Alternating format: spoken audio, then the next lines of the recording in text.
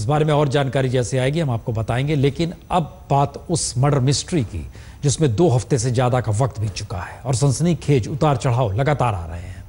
मुंबई के शीना बोरा murder case में आज पुलिस को एक बड़ी कामयाबी हाथ लगी है, जब शीना का डीएनए इंद्राणी से मैच कर गया और अब यह साफ हो चला है कि रायगढ़ के जंगल में मिले अवशेष शीना के ही हैं।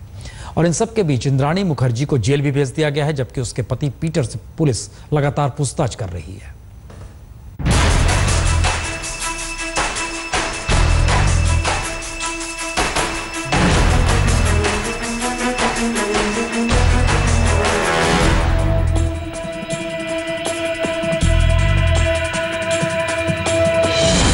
कुछ समय पहले तक ये तस्वीर पेज 3 की दुनिया की जान बुझी थी। एक बड़े कॉरपोरेट मीडिया की सीईओ इंद्राणी मुखर्जी, लेकिन अपनी बेटी के कत्ल के आरोप में जेल की सलाखों के पीछे पहुंच गई इंद्राणी मुखर्जी की ये नई तस्वीर है। उदास, निराश, घुटी हुई। इंद्राणी की ये उदासी और बढ़ने वाली है, क्योंकि कलीना लैब से पुलिस के लिए राहत की ये खबर आई कि शीना और इंद्राणी का डीएनए सैंपल मैच कर गया है। पुलिस ने रायगढ़ जंगल से मिले शव को शीना का शव करार दिया था और डीएनए सैंपल जांच के बाद पुलिस के दावे पर मुहर लग गई है। करीब 3 साल पुराने इस मामले में न तो कोई चश्मदीद गवाह है और न ही कोई ऐसा सीधा सबूत जिससे ये बात साबित हो सके कि इंद्राणी मुखर्जी ने ही बाकी के 3 मुल्जिमों के साथ मिलकर अपनी बेटी शीना बोरा को मौत के घाट उतारा। ऐसे में ये पूरा मामला सर्कमस्टेंशियल एविडेंस यानी परिस्थिति जन्य साक्ष्यों पर ही टिका है। सूत्रों के मुताबिक इंद्राणी की ये तस्वीर उस वक्त की है जब उसे पुलिस मेडिकल टेस्ट के लिए ले गई थी। इस बीच 14 दिन तक पुलिस रिमांड में रहने के बाद सोमवार को इंद्राणी और उसके साथी आरोपी ड्राइवर श्यामवर राय को बांद्रा कोर्ट में पेश किया गया। आप लोगों को कोई दिक्कत तो नहीं हुई? नहीं। क्या आपको इंद्राणी और श्यामवर से पूछताछ करनी है? हमारी पूछताछ पूरी हो चुकी है। तो फिर इंद्राणी और श्यामवर को न्यायिक हिरासत में भेजा जाए। 21 सितंबर तक दोनों न्यायिक हिरासत में रहेंगे। हम जेल में इंद्राणी को घर का खाना भेजना चाहते हैं। इस पर 10 सितंबर की सुनवाई में बात होगी। अब कोर्ट में नजर इस बात पर पड़ी कि शीना हत्याकांड का एक और आरोपी संजीव खन्ना कहाँ है। संजीव के बारे में किसी ने पूछा कि संजीव खन्ना को कोर्ट में क्यों नहीं लाया गया?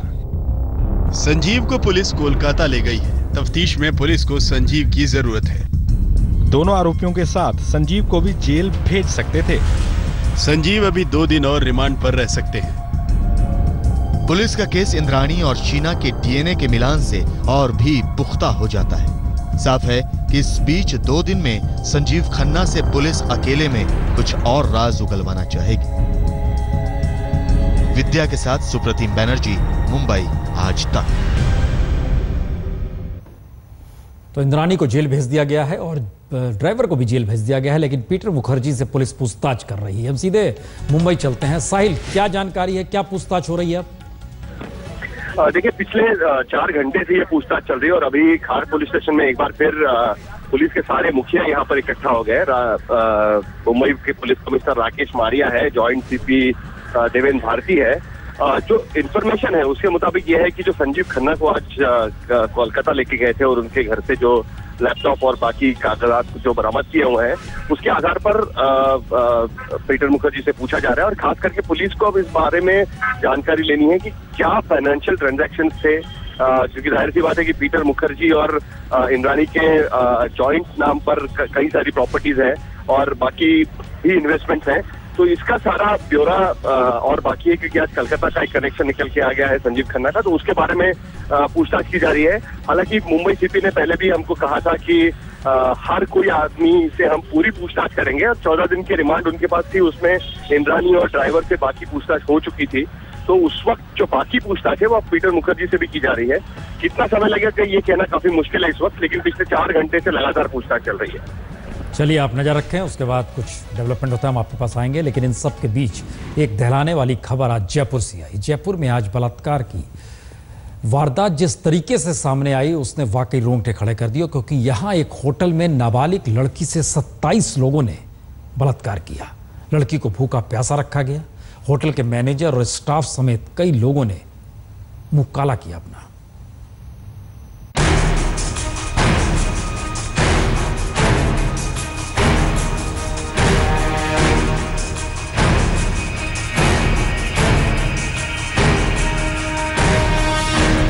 जयपुर के इस बंद कमरे में जुर्म की ऐसी कहानी अंजाम दी गई जिसे सुनकर आपके रोंगटे खड़े हो जाएंगे। जयपुर पुलिस के मुताबिक 17 साल की एक नाबालिग लड़की के साथ इसी कमरे में एक के बाद एक 27 दरिंदों ने बलात्कार किया। वो लड़की चीखती रही, चिल्लाती रही, लेकिन उसकी आवाज इस बंद कमरे की दहलीज के भीतर ही दम तोड़ती गई। दिल्ली के मंगोलपुरी थाने में एक लड़की ने सामूहिक बलात्कार का मुकदमा दर्ज कराया है। उसका आरोप है कि जयपुर के इस इंद्रप्रस्थ होटल में उसे लाकर यहां पर रखा गया और लगातार उसके साथ 24 घंटे तक कई लोगों ने बलात्कार किया। ये वाकया है 29 अगस्त का, जिसकी एफआईआर दिल्ली में दर्ज है। दिल्ली पुलिस के मुताबिक दिल्ली की मंगोलपुरी की रहने वाली एक लड़की को दिल्ली के एक दंपति नौकरी देने के बहाने जयपुर ले गए और फिर उसके साथ वो सुलूक किया जिसे सुनकर आपकी रूह कांप जाएगी। भूखी प्यासी और बदहवासी की हालत में दिल्ली की उस लड़की के साथ 24 घंटे बलात्कार होता रहा। एक दरिंदा आता, रेप करता और बाहर से दरवाजा बंद कर उसे अगले दरिंदे का शिकार होने के लिए छोड़ जाता। वो जब दिल्ली से आए थे, जयपुर से दिल्ली से लड़की आई थी और लड़का जयपुर का ही था। वो लेकर आया था, फिर उनको रूम दिया था, ठीक है। और जब रूम दिया था तो उसका तो हम तो शाम को हमारे तो वहाँ चले गए थे, सेठ जी घर पर हम सफाई करने के लिए गए थे, तो उस टाइम रेप हुआ था। फिर 2-3 घंटे बाद आया तो मैं एक बार चाय पानी सर्विस देने के लिए आया था। उसमें सर्विस देके मैं नीचे चला गया। यहाँ पे एक दिन रुके थे, वो दोनों आए थे, तो सुबह से एक लेडीज और एक जेंट्स मिलने आए थे। उसके बाद लड़की थी यहाँ पे अकेली, तो लड़के ने इतनी साल को चेकआउट कर दिया। आपको ये जानकर खौफ हो जाएगा कि रेप के 27 आरोपियों में 5 होटल वाले भी हैं। होटल के मैनेजर के साथ 4 कर्मचारियों का नाम भी एफआईआर में शुमार है। दिल दहला देने वाली बात यह भी है कि ये होटल बस स्टैंड के बेहद करीब है, लेकिन फिर भी एक लड़की के साथ 27 लोगों ने बारी बारी बलात्कार किया, लेकिन किसी को भनक तक नहीं लगी। कमरों के दरवाजों की ये सुराखें बताती हैं कि अंदर की तस्वीरें कितनी शातिराना तरीके से कैमरे में कैद होती रही। ये खबर उन तमाम सैलानियों के लिए बड़ा सबक है जो गुलाबी शहर जयपुर सैर के लिए आते हैं। अगर आप भी अगली बार जयपुर आएं तो खबरदार रहें। शरद कुमार, जयपुर, आज तक। पाकिस्तान लगातार सीज फायर का उल्लंघन कर रहा है तो उसकी सरपरस्ती में पलने वाले आतंकवादी आका हाफिज सईद लश्कर तौयबा के लिए पैसे जुटाने में लगा है। और खबर यहां तक है कि हाफिज सईद को वाघा बॉर्डर पर भी देखा गया।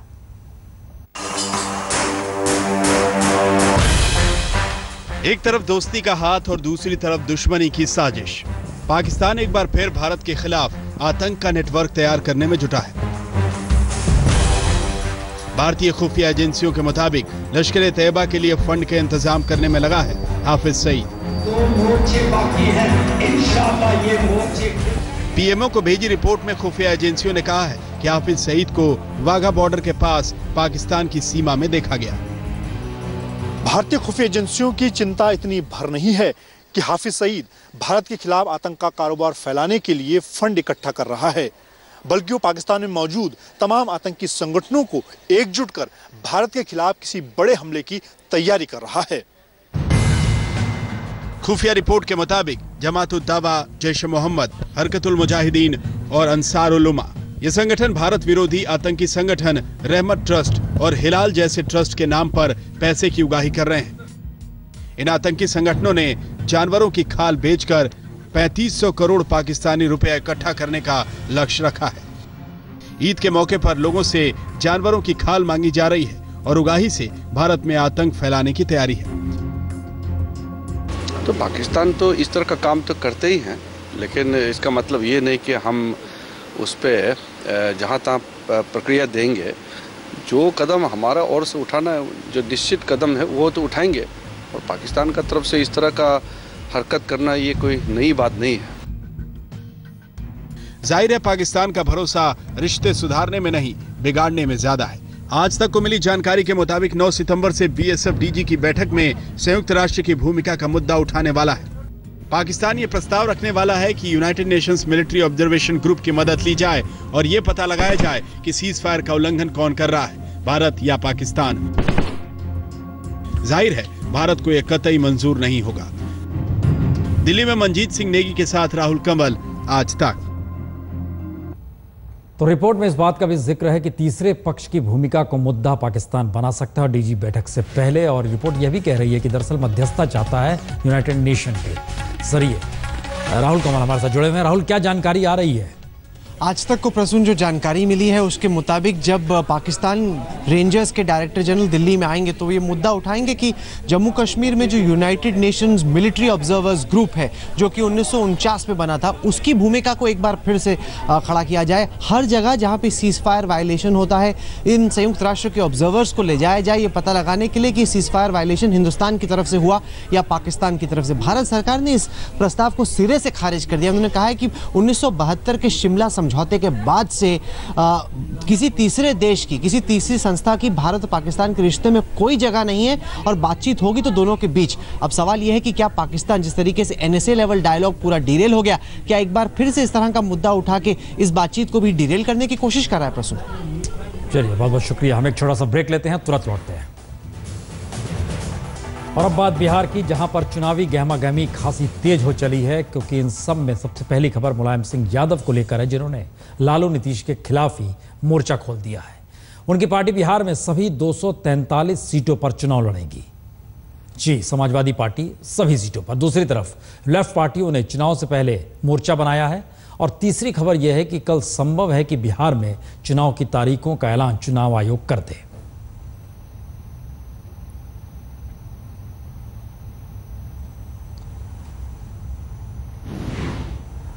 तो सवाल कहीं है कि अगर मुलायम लालू नीतीश के खिलाफ ही ताल ठोक रहे हैं तो एनडीए के भीतर पूर्व मुख्यमंत्री जीतन राम मांझी ने रामविलास पासवान पर हमला बोला। सुनिए जरा।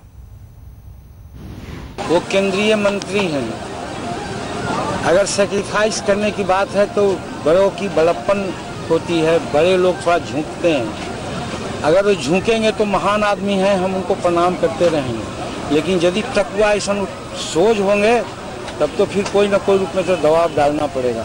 और वो दबाव का बहुत हमारे पास हथकंडा है, लेकिन आज अभी नहीं खुलासा करेंगे। हम आशा रखते हैं कि जिस प्रकार से आज तक नीतीश कुमार ने शेड्यूल कास्ट को तोड़ करके रखा था और उसमें रामविलास पासवान जी भी कहीं न कहीं कमी है, जिसके चलते आज पासवान भी मेरे साथ हैं। मांझी समझ रहे हैं कि दरअसल उनके पास कहीं ज्यादा वोट है, जिसका पासवान उस बात पे इतराते हैं। और अगर बीजेपी के साथ मांझी का ओहदा बढ़ता है तो पासवान हाशिए पर जाएंगे। यह भी एक संकेत है। छोटा सा ब्रेक, उसके बाद 20 बड़ी खबरें भी दिखाएंगे और यह भी बताएंगे दरअसल इस देश में बिजली अलग अलग जगहों पर गिरती क्यों है।